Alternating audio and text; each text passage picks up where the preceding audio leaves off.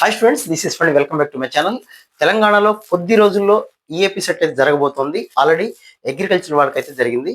Next Andhra Pradesh సంబంధించి కూడా ఇంకొక 1 వీక్లో వాళ్ళకు కూడా స్టార్ట్ కాబోతుంది. ఈ వీడియోలో మీతో ఎంసెట్ ఎగ్జామ్ ఎలా రాయాలి, టిప్స్, గైడెన్స్ అనేది మీకు ఈ వీడియోలో నాకున్న అనుభవంతో కొన్ని విషయాలు అయితే చెప్పాలనుకుంటున్నాను. So coming to the point, EAPCET మీ అందరికీ తెలుసు, తెలుగు రాష్ట్రాల్లో ఎక్కువ మంది రాసేటువంటి ఎగ్జామ్. చాలా మంది ఇందులో లైట్ గా తీసుకొని జేఈ మెయిన్ నాకు వచ్చేస్తుంది అనుకునే వాళ్ళు ఉంటారు. లేకపోతే అడ్వాన్స్ రాస్తున్నాను అక్కడన్నా వచ్చేస్తుంది, లేకపోతే అసలు నాకు ఎంసెట్ కాలేజీలు కాదు, నా టార్గెట్ అంతా ఇది విట్టో, ఎస్ఆర్ఎంఓ, బిట్సాట్ ఇలా అనుకొని రాసేవాళ్ళు కూడా చాలా ఎక్కువ మంది ఉంటారు. మోర్ దాన్ 50% స్టూడెంట్స్ ఈ కాలేజీల మీద నమ్మకం లేక బయట కాలేజీలు అంటే మనకి ఇష్టమై రాసేవాళ్ళు ఎక్కువ మంది ఉంటారు. కాబట్టి ఎవరైతే ఇదే నా టార్గెట్, ఈఏపీ సెట్ లో కూడా చాలా మంచి కాలేజీలు ఉన్నాయి. చాలా మంది స్టూడెంట్స్ మన వాళ్ళకి మనది నచ్చవు, బయట జనరల్ గా రుచిగా ఉంటాయి, సహజమైన విషయాలు అవి. కానీ స్టూడెంట్స్ ఎవరైతే దీన్ని సిన్సియర్ గా ఫీల్ అవుతూ ఇక్కడ కూడా మంచి కాలేజీలు ఉన్నాయి నమ్ముతూ ఇక్కడ జాయిన్ అవుతాను, ఇక్కడ జాయిన్ అయ్యి కూడా మంచి ప్యాకేజీ తెచ్చుకుంటాను, చాలా మంచి కాలేజీలు ఉన్నాయి, తెలంగాణలో ఉన్నాయి, ఆంధ్రప్రదేశ్ లో కూడా ఉన్నాయి. కాబట్టి ఇదే మీ టార్గెట్ అనుకున్న స్టూడెంట్స్ మాత్రం తప్పనిసరిగా ఈ కమింగ్ మనకు 1 వీక్ అవ్వచ్చు, ఆంధ్రప్రదేశ్లో అయితే ఈ 10 days అవ్వచ్చు, చాలా జాగ్రత్తగా మీరు గనక ప్రిపేర్ అవ్వగలిగితే ఖచ్చితంగా ర్యాంక్ అయితే కొట్టచ్చు. అయితే ఇందులో పరిస్థితి ఏంటి, ఈఏపీ సెట్ లో మొట్టమొదటి గైడెన్స్ లేదా టిప్ అనండి, అది టైం మేనేజ్మెంట్. ఎగ్జామినేషన్ హాల్కి ముందుగా వెళ్ళాలి, ఇవన్నీ మీకు తెలిసినవే. ఎగ్జామినేషన్ హాల్లో కంప్యూటర్ బేస్డ్ టెస్ట్ కాబట్టి మొట్టమొదట కెమిస్ట్రీతో స్టార్ట్ చేయటం. టైం మేనేజ్మెంట్ అంటే టైం అనేది చాలా ప్రీషియస్, మీకు అక్కడ కనపడుతూ ఉంటుంది, టైం తగ్గిపోతూ ఉంటుంది కంప్యూటర్ స్క్రీన్ మీద.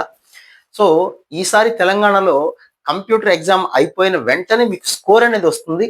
ఆ స్కోర్ మీరు నోట్ చేసుకోండి, ఎంత వచ్చింది స్కోర్ ఏంటనేది. అది ఎగ్జాక్ట్ గా స్కోర్ కాకపోవచ్చు, కొద్ది కీ కరెక్షన్స్ ఏమన్నా ఉంటే తర్వాత మనకి ఫైనల్ గా అయితే తెలుస్తుంది. బట్ దాదాపుగా అందులో పెద్ద మార్కులు చేర్పులే ఉండే, ఒక మహా అయితే ఒక 2-3 మార్కులు అయితే తేడా అయితే ఉండే అవకాశం ఉంటుంది అంతే. సో స్టూడెంట్స్ అందరూ కూడా టైం మేనేజ్మెంట్ లో మొట్టమొదటిది, ఎంసెట్ లో రాసిన ప్రతి ఒక్క స్టూడెంట్ చెప్పే మాట టైం సరిపోలేదని మాట బయటకు వచ్చి అంటారు. కాబట్టి మొట్టమొదటి మాట ఇందాక నేను చెప్తున్నది, కెమిస్ట్రీ మొట్టమొదటిగా రాసుకోండి. మాక్సిమం కెమిస్ట్రీని 40 నిమిషాల కన్నా ఎక్కువ రాయటం అనవసరం. 30 నిమిషాలు లేదా 30, మాక్సిమం 40 నిమిషాల్లో కంప్లీట్ చేసుకోండి. ఫిజిక్స్ కూడా అంతే, ఎంత కష్టంగా వచ్చినా, లెంగ్దీగా వచ్చినా, ఎంత వచ్చినా మీరు మాత్రం చేయాల్సిన ప్రొసీజర్ అది. మ్యాథమెటిక్స్ మాత్రం కనీసం మీరు గంటన్నర టైం అన్నా ఇవ్వకపోతే ఇబ్బంది పడతారు. సో ఇది మొట్టమొదటి విషయంగా మీరు గుర్తుపెట్టుకోండి. రెండో అతి ముఖ్యమైన విషయం, ఎందుకంటే వీడియోలు మొత్తం 4-5 నిమిషాలు మనం మంచి మాటలు చెప్పినా కూడా చాలా మంది స్టూడెంట్స్ పూర్తిగా వింటలేదు. సో ఆ ముందు మాట, మంచి మాట ఏదో ముందు చెప్పేసాం అనుకోండి, వినాలనుకున్న వాళ్ళు వింటారని ఉద్దేశం అనమాట. ఆ రెండో మంచి మాట ఏంటంటే, బయటకు వచ్చిన స్టూడెంట్ ప్రతి సంవత్సరం చెప్పేది 10 క్వశ్చన్లు వదిలేశాను, 15, 30, 40 క్వశ్చన్లు వదిలేసి వచ్చిన వాళ్ళు ఉంటారు. అది చాలా ప్రమాదకరం, ఇందులో నెగిటివ్ మార్కింగే లేదు. కాబట్టి స్టూడెంట్స్ అందరూ తప్పనిసరిగా లాస్ట్ 10 నిమిషాలు ఎగ్జామ్ రాయటం ఆపేసేయండి.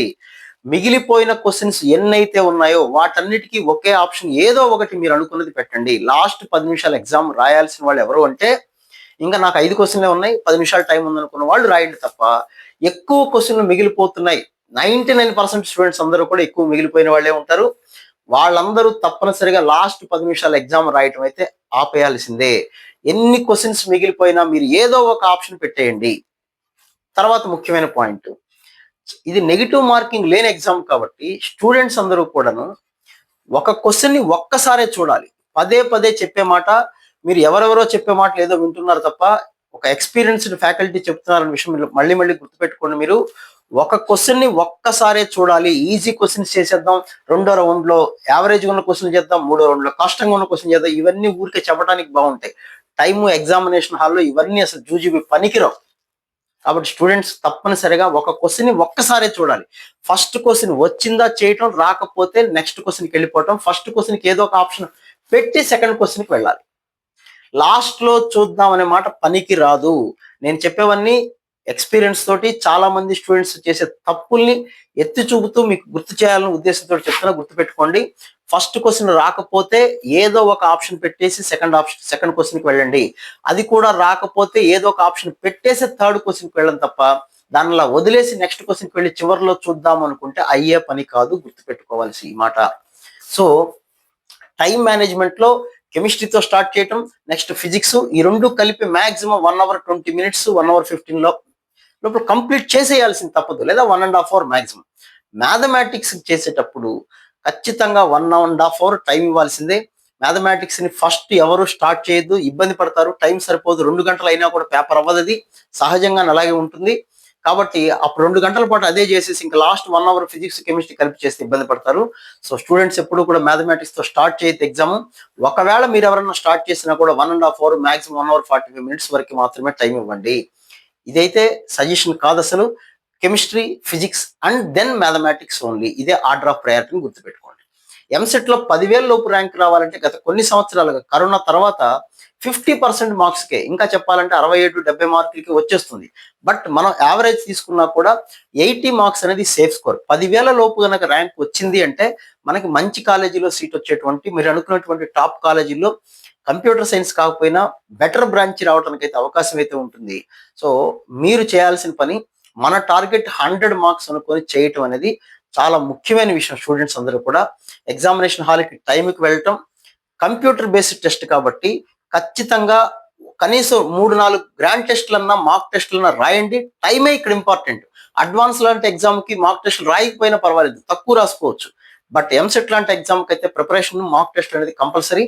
మీకు ఎవరికైనా మాక్ టెస్ట్ ఎక్కడ రాయాలి అంటే తక్కువ ప్రైజ్లో నేను చెప్పాను ఆల్రెడీ, ఫోటో క్లబ్ వాళ్ళది కింద డిస్క్రిప్షన్ లింక్ ఉంటుంది కావాలంటే, లేదా ఎక్కడో ఒక చోట మీరైతే మాక్ టెస్ట్లు రాసి తీరాల్సిందే. లేదా మీ కాలేజీ వాళ్ళు పెట్టే గ్రాండ్ టెస్ట్ అన్న ఆన్లైన్లో రాయటం అనేది ప్రాక్టీస్ చేసుకోండి, అది ముఖ్యమైనది. సో స్టూడెంట్స్, నేను చెప్పిన మాటలు పదే పదే చెప్తున్నాను, ఈ తప్పులు అయితే చేయకండి.